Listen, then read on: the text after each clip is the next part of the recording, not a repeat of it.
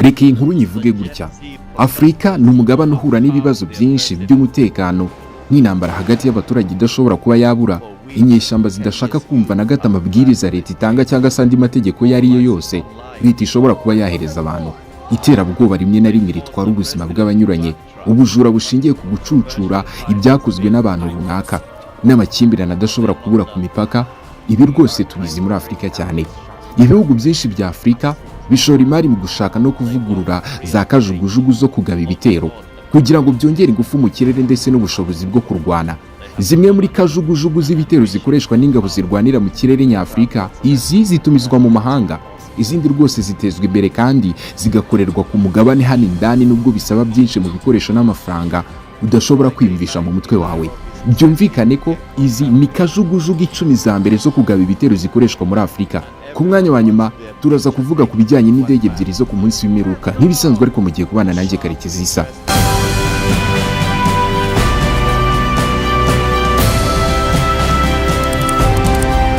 Reka duhere kuri iyi AH-64 Apache. Mu magambo make yumvikana, AH-64 Apache iyi ni kajugujugu ya moteri ebyiri yakozwe na sosiyete y'abanyamerika Boeing mu myaka ya 1980. Apache niyo kajugujugu iteye imbere kandi igakoreshwa cyane ku isi, aho rwose ikoreshwa n'imitwe irenga 200 y'ingabo mu bihugu 16. Apache kandi ifite moteri y'ibanze yitwa Rotor y'imihoro 4 n'indi moteri y'imihoro 4 y'inyuma ku murizo wayo. Ni indege ubwayo no kuyivuga ntabwo ari uburyo busanzwe. Apache kandi igira umwanya w'umupilote n'ahicara umuntu ukoresha imbunda ishobora kujyaho imbunda ya Canon yifite rwose nka cockpit cyangwa se tandem ya pilote rwose n'uwitwaje imbunda, hamwe rwose na turret yashyizwemo rwose umusaya wo kurwanishwaho.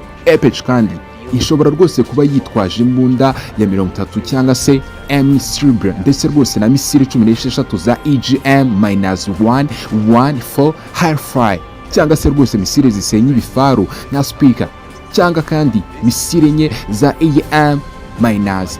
AM-92 Strange. Wumve ko rwose ari indege ishobora kuba idasanzwe no kuba wavuga amazina y'ibiyikoreshwamo.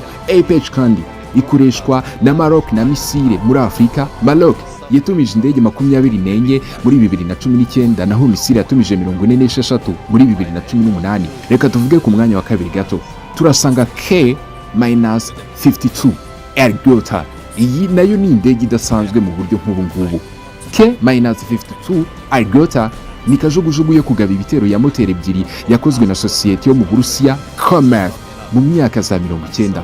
Alligator ni kajugujugu ya CR Rotor, bivuze ko rwose ifite roto ebyiri nyamukuru, aho imihoro yazo yikaraga igerekeranye mu byerekezo bibiri bitandukanye, bikarushaho kuyiha umuvuduko mwinshi no kugenda ku muvuduko uteye ubwoba. Alligator ishobora kuba yitwaje imbunda ya M30 cyangwa se misile 12 za Vickers cyangwa se itaka rwose zirasa ibifaru cyangwa misile enye za Agre cyangwa n'ubundi R-73 ziraswa rwose mu mirwano yo mu kirere, cyangwa roketi za 80 cyangwa se 122 mm. Iyi ni imibare igenda ivugwa ikanandikwa muri ubwo buryo ndi kubasha kuba nayisomamo. Alligator ikoreshwa na misile muri Afurika, yatumijeho indege 46 muri 2015.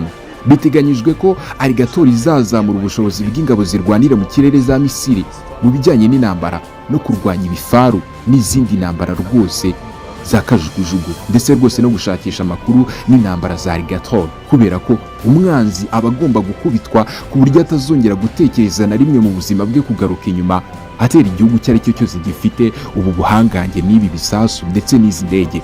Ku mwanya gatatu turasanga Mi-28 Havoc. Mi-28 Havoc ni kajugujugu ya moteri ebyiri yakozwe na sosiyete y'Abasoviyete mu myaka yo 1980. Havoc ni kajugujugu yagenewe kugaba ibitero, ishobora no gukora mu bice byose ndetse nijoro n'amanywa, kugira ngo wumve urwego ishobora kubikoraho ibintu udashobora kuba watekereza n'amatwi yawe. Havoc ishobora kuba yitwaje imbunda ya M30 cyangwa se ATM-9 attack 16 na misile 8-6 zirasa ibifaru cyangwa se misile enye za Angre cyangwa se rwose R-73 ziraswa mu mirwano yo mu kirere, cyangwa se rokete 80 za MM na 122 za Ibi ni ibifaru ubwabyo bigera ku rugamba, umuntu wese agatangira gushya ubwoba no gutekereza ko adashobora gutaha nk'uko yabitekereje aza kugaba ibitero. Havoc ikoreshwa na Algeria na Uganda muri Afurika. Algeria yatumije indege 40 z'ubu bwoko n'ebyiri muri 2014, naho Uganda itumiza 3 muri 2020.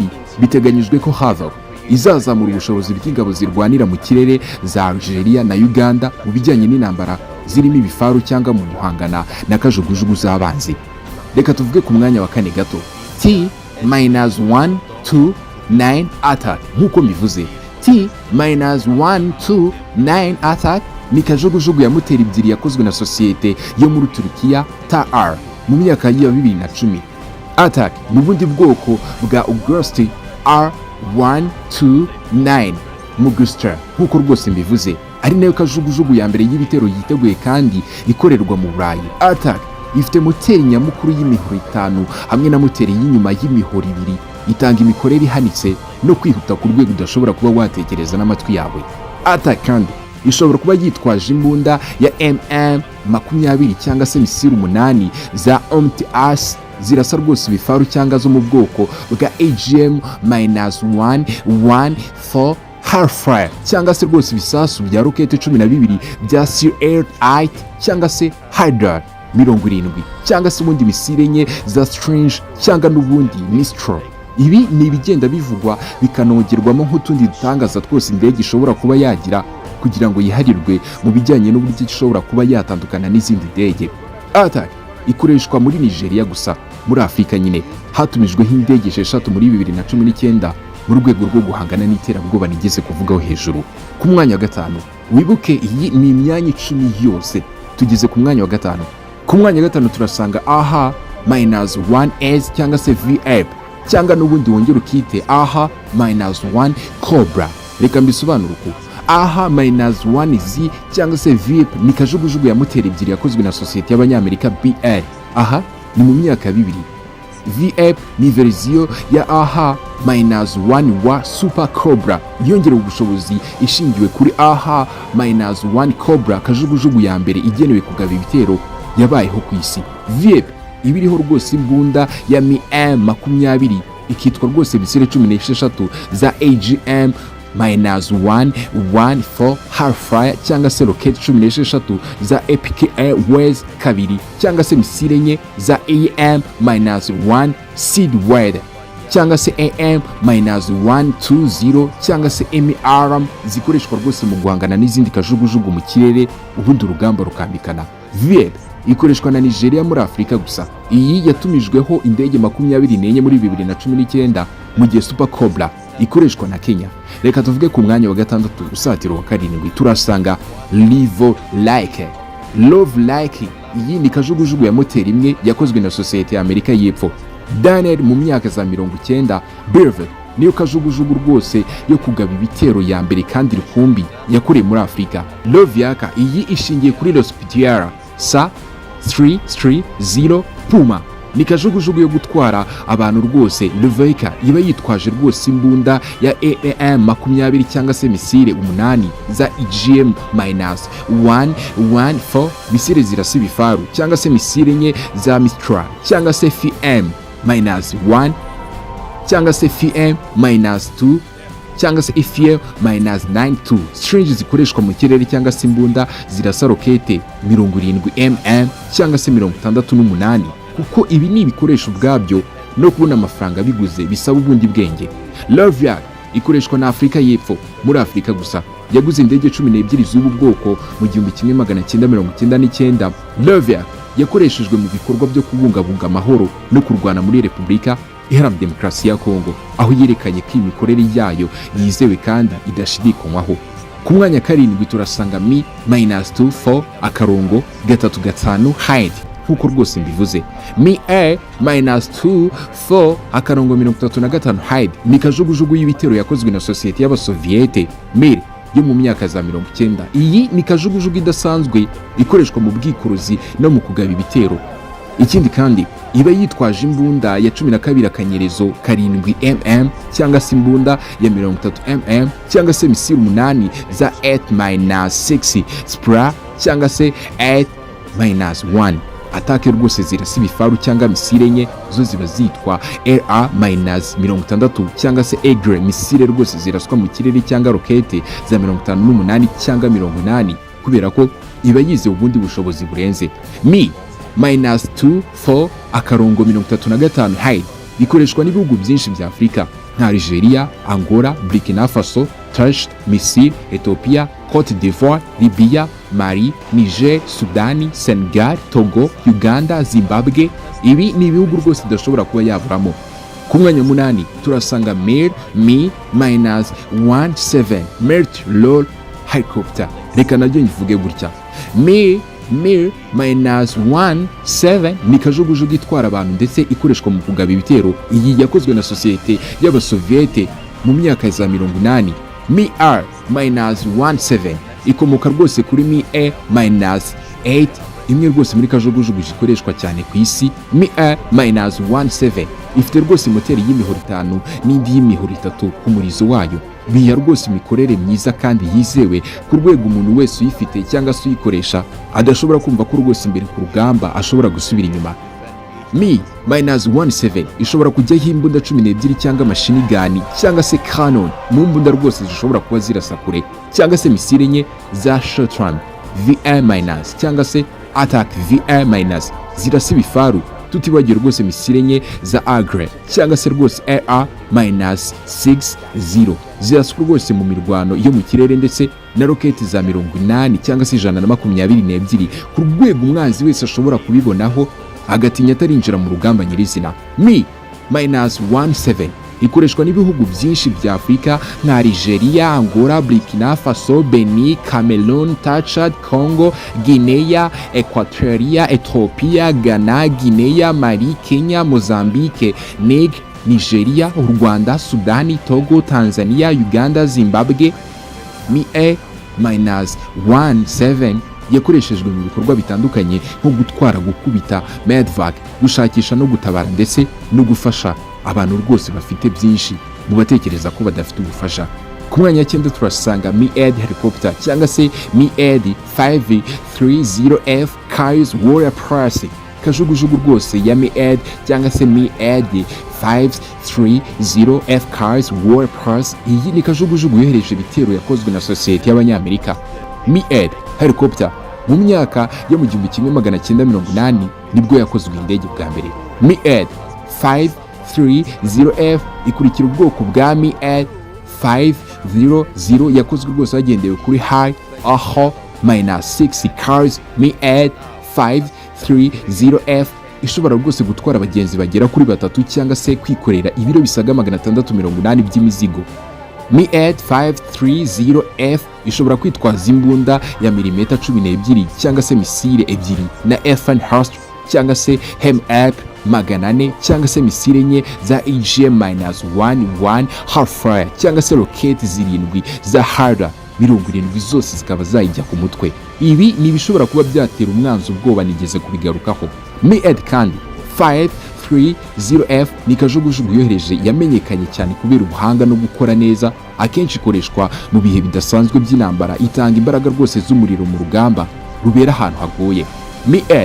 530F ikoreshwa na Kenya, Uganda, Nigeria muri Afrika.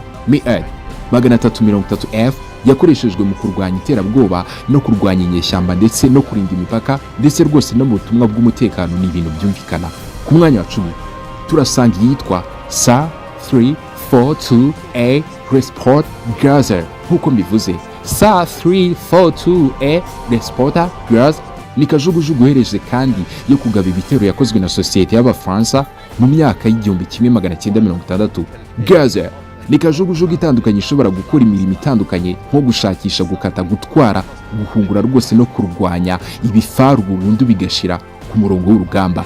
Gazelle ishobora gutwara abagenzi bagera kuri 4 cyangwa rwose udutanda 2 tw'abarwayi cyangwa kwikorera ibiro 590 by'imizigo. Gazelle ishobora kujyaho imbunda ya metero 20 cyangwa se misile enye za Hot zirasa rwose ibifaru cyangwa misile enye za Mistral zikoreshwa mu ntambara yo mu kirere cyangwa se rokete 68. Wumve ko rwose bidasanzwe. Gazelle ikoreshwa n'ibihugu byinshi bya Afrika nka Algeria, Botswana, Burkina Faso, Chad, Djibouti, Misiri, Gabon, Cote d'Ivoire, Kenya, Libya, Maroc, Niger, u Rwanda, Senegal, Sudani, Tunisia, Zimbabwe. Ibi ni ibihugu rwose byiganje mu gukoresha indege. Reka noneho tuvuge byinshi ku ndege ziswe iz'umunsi w'imperuka, ari nabyo dusorezaho gato. Kuva intwaro kirimbuzi zizakura amabara mu ntambara ya kabiri y'isi mu mijyi y'Abayapani mu myaka yo mu 1945, isi yose yahise ihinda umushyitsi. Ibi byatewe n'ubukana bw'ibyo bisasu. Magingaya nibwo gukangisha izi ntwaro zisenya ibiriho byose biri ku kigero cyo hejuru. Bitewe n'intambara iri kubera muri Ukraine, Uburusiya bwakomeje kugenda buvuga ko igihe umutekano wabwo uzaba urangamiwe buzakoresha intwaro za kirimbuzi. Ku rundi ruhande, Leta Zunze Ubumwe za Amerika nayo nizuyaza guha agasopo Uburusiya ko nibikoresha izo ntwaro nta kabuza buzashyira ikiguzi gikomeye ku gihugu cyabo. Bivugwa ko intwaro kirimbuzi zirashwe ku isi nta kinyabuzima na kimwe cyasigara kigihumeka. Ibyo rero byatumye ibihugu by'ibihangange byubaka indege zahungishirizwamo abategetsi babyo igihe hagabwa ibitero cyangwa se isi yaraswaho ibyo bisasu.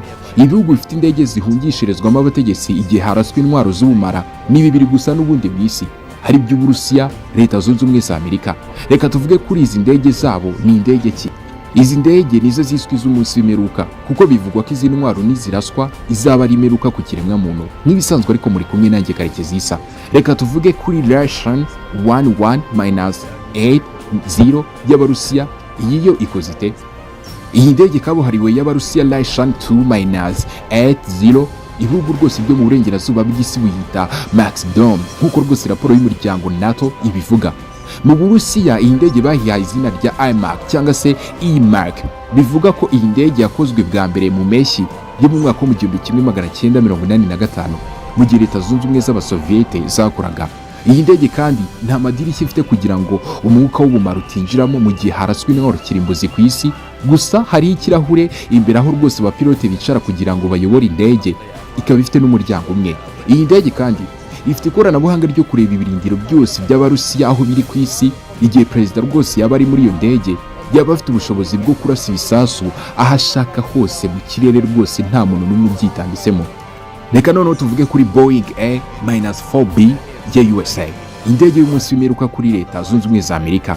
Bahise Boeing A-4B bakunda no kwita rwose Night Watch Doomsday Plan. Ikaba rwose ifite agaciro ka miliyoni zigera kuri 223 z'amadolari za Leta Zunze Ubumwe za Amerika. Iyi ndege yakozwe mu mwaka wa 1973 rwagati mu ntambara y'ubutita.